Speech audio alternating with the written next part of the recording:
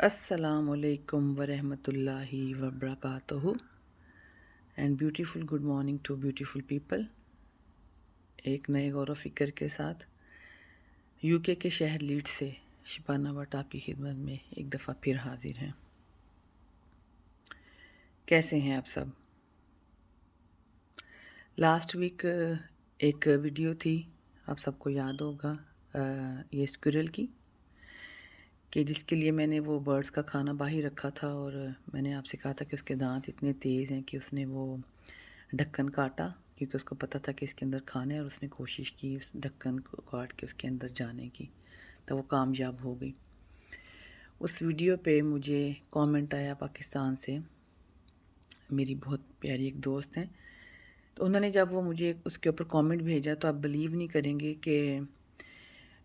उनके लहजे में जो दर्द था, जो तकलीफ़ थी, वो मुझे भी महसूस हुई,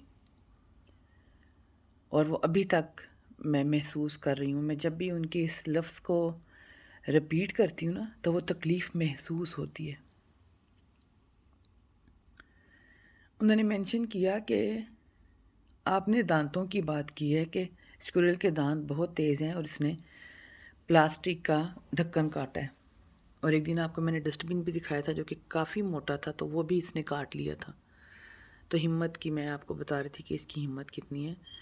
तो उन्होंने कहा कि प्लीज़ किसी दिन शेयर कीजिएगा अपने सुनने वाले चाहने वालों के साथ कि इंसान के पास भी है एक चीज़ जो उसको काटती है, और वो कौन सी है? ज़बान। दांत नहीं, ज़बान।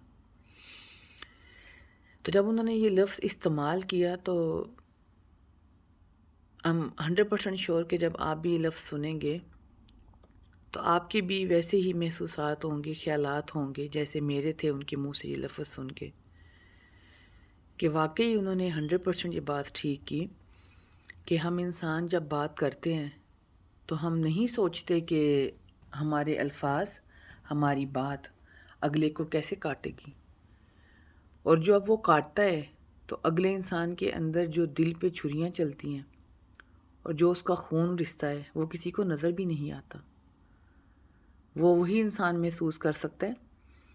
जिसने कि वो ज़ख़म देखा हो किसी के कांटे का।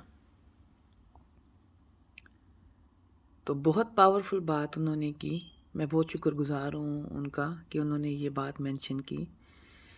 और मैं बहुत शुक्रगुज़ार हूँ उन सब के जो अब मेरी वीडियो पे कमेंट करते हैं और कह रहे हैं कि आपकी वीडियो से हमें बहुत कुछ सीखने को मिलता है, और सब मुझे टॉपिक्स देते हैं, और ये वीडियोस अपने प्यारों में शेयर की जाती है, दूसरे मुल्कों में शेयर की जाती है। तो मैं उन सब के दिल से बहुत शुक्रगुज़ार हूँ कि अल्लाह ताला आप सबको इस चीज़ का अजर दे, और जिस मकसद के लिए मैंने ये वीडियो शुरू की है, अपनी माँ का सदका जारिया, अपने प्यारे जितने मेरे इस दुनिया से जा चुके हैं, और उन सब के प्यारों के लिए जिनके पीछे कोई नहीं है दुआ मांगने वाला, उन सब के लिए सदका जारिया, उन सब के लिए ये सारी दुआएं होती हैं जो मैं आप सब के लिए करती हूँ और आप सब मेरे लिए करते हैं। तो ज़बान के टॉपिक पे वापस आते हैं कि हमारे दीन में भी ये बात है, लेकिन मैं श्योर हूँ कि बाइबल में भी होगी, ग्रंथ में भी होगी, हर जगह जितनी भी जो इस्लामिक कुतुब हैं